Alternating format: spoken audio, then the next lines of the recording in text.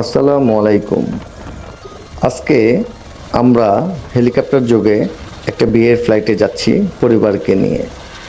তো বিয়ের ফ্লাইট কিভাবে করতে হয় এই ডিটেলস এই ভিডিওর মাধ্যমে আপনাদেরকে জানানো হচ্ছে।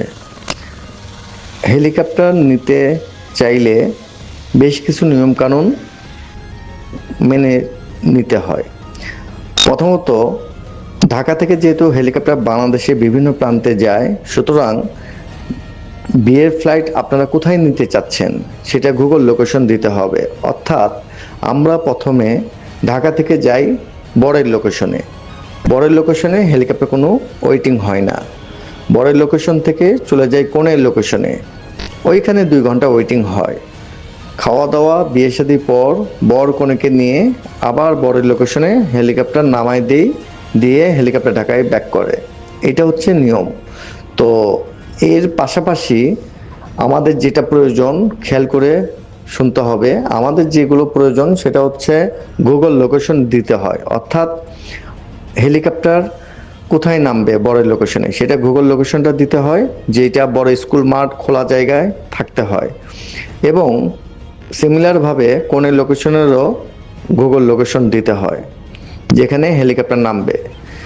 খেয়াল করতে হবে বড় স্কুল মাঠ বা খেলার মাঠ এগুলো বা খোলা বড় জমি সমতল জমিগুলোতে হেলিকপ্টার নামে। তো ওই ল্যান্ডিং প্লেসগুলো এইরকম দিতে হয়, এই গুগল লোকেশনগুলো দিতে হয়। আরেকটা জিনিস খেয়াল করতে হবে, কয় তারিখে বিয়ে সেই ডেটটা দিতে হবে, আনুমানিক ডেট। কারণ ডেটের উপর নির্ভর করে ফ্লাইটের প্রাইসটা। সাধারণত বাংলাদেশে বিয়ের ফ্লাইটগুলো হয় শুক্রবারে। এই কারণে খেয়াল করতে হবে শুক্রবারে গভর্নমেন্ট হলিডে। এই গভর্নমেন্ট হলিডের কারণে হেলিকপ্টারের রেগুলার যে ফেয়ার তা থেকে আরও 20,000 টাকা 25,000 টাকা বেড়ে যায়। এটাকে গভর্নমেন্ট হলিডে চার্জ বলে। তো ভিউয়ার্স খেয়াল করতে হবে হেলিকপ্টার নেওয়ার আগে অবশ্যই ডেটটা খেয়াল করতে হবে কয় তারিখে বিয়ে। সাধারণত যারা হেলিকপ্টার নিতে চায় বিয়ের জন্য তাদেরকে আমরা বলি যে শুক্রবার বা শনিবার অথবা কোনো গভর্নমেন্ট হলিডেতে না ফেলে বিয়ের ফ্লাইটটা যেন রবিবার বা মানে ওয়ার্কিং ডেতে ফেলানোর জন্য। এতে করে এই অতিরিক্ত 20-25,000 টাকা কমে যায়। তো যাই হোক, প্রথম থেকে আবার বলে দিচ্ছি, বিয়ের ফ্লাইটের জন্য প্রথমে আমাদের ডেট দিতে হবে কয় তারিখে বিয়ে, এই ডেটটা বলতে হয়। তারপরে লাগবে কয় সিটে হেলিকপ্টার নিতে চাচ্ছেন।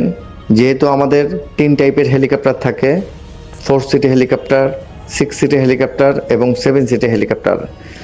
এই প্রত্যেকটা সিটের হেলিকপ্টারগুলো ভ্যারি করে, প্রাইস এক এক রকম। এই কারণে লোক সংখ্যা বলতে হবে যে কত সংখ্যক হেলিকপ্টার আপনি নিতে চাচ্ছেন। আর যে গুগল লোকেশনটা দিবেন সেটার অনুপাতে ভাড়াটা তখন নির্ধারিত করা হবে। তো প্রথমে গুগল লোকেশন দিতে হবে, ছেলের বাড়ির গুগল লোকেশন যে জায়গায় হেলিকপ্টার নামবে, মেয়ের বাড়ির গুগল লোকেশন যে জায়গায় হেলিকপ্টার নামবে, সাথে ডেট। আচ্ছা, এটা দিলে তখন প্রাইসিং বলে দেওয়া হবে। তারপরে বিষয়টা হচ্ছে পুলিশ সিকিউরিটি। অবশ্যই খেয়াল করতে হবে হেলিকপ্টার বিয়ে শাদির জন্য নিতে হইলে অবশ্যই পুলিশ সিকিউরিটি থাকতে হয়। থানা পারমিশন নিয়ে রাখতে পারেন চাইলে। যদি থানা পারমিশন খুব প্রবলেম হয় সেক্ষেত্রে ওসি সাহেবকে বলবেন যে পুলিশ থাকতে হবে। অর্থাৎ হেলিকপ্টার যে 2 লোকেশনে নামবে সেই 2 লোকেশনে পুলিশ সিকিউরিটি অবশ্যই থাকতে হবে। 2 থেকে 3 জন পুলিশ সিকিউরিটি রাখা বাধ্যতামূলক, বিশেষ করে বিয়ের ফ্লাইটগুলোতে।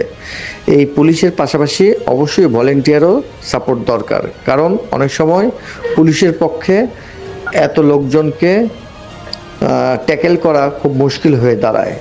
তো যার জন্য পুলিশের পাশাপাশি ভলেন্টিয়ার অবশ্যই প্রয়োজন। আর খেয়াল করতে হবে 2 ঘন্টার অতিরিক্ত সময় যেন না হয়, কারণ প্রত্যেকটা ফ্লাইটেরই অন্য ফ্লাইটও থাকে আমাদের। তো এই ফ্লাইটগুলো মেনটেন করতে হয় টাইম শিডিউল অ্যাকুরেট রেখে। তো ভিউয়ার্স এই জিনিসগুলো খেয়াল রেখে অবশ্যই আমাদের সাথে যোগাযোগ করবেন। স্ক্রিনে দেওয়া আমাদের হটলাইন নাম্বারে যোগাযোগ করলে আরও কিছু জানতে চাইলে সেই বিস্তারিত বিষয়গুলো নিয়ে আলোচনা করা হবে। এখানে উল্লেখ্য যে অনেকে ভাবে যে হেলিকপ্টার ঘন্টায় ভাড়া নেওয়া হয়, আসলে বিষয়টা ওই রকম না। হেলিকপ্টার নটিক্যাল মাইলে চলে এবং টোটাল প্যাকেজ, বিয়ের ফ্লাইটগুলো প্যাকেজে কাউন্ট করা হয়। অনেকে বলে যে আমাদেরকে ফোন দিয়ে যে প্রতি ঘন্টায় হেলিকপ্টার ভাড়া কত, তো এটা আসলে ঠিক না। তো যাই হোক, কথা হবে অন্য কোনো পর্বে। ধন্যবাদ।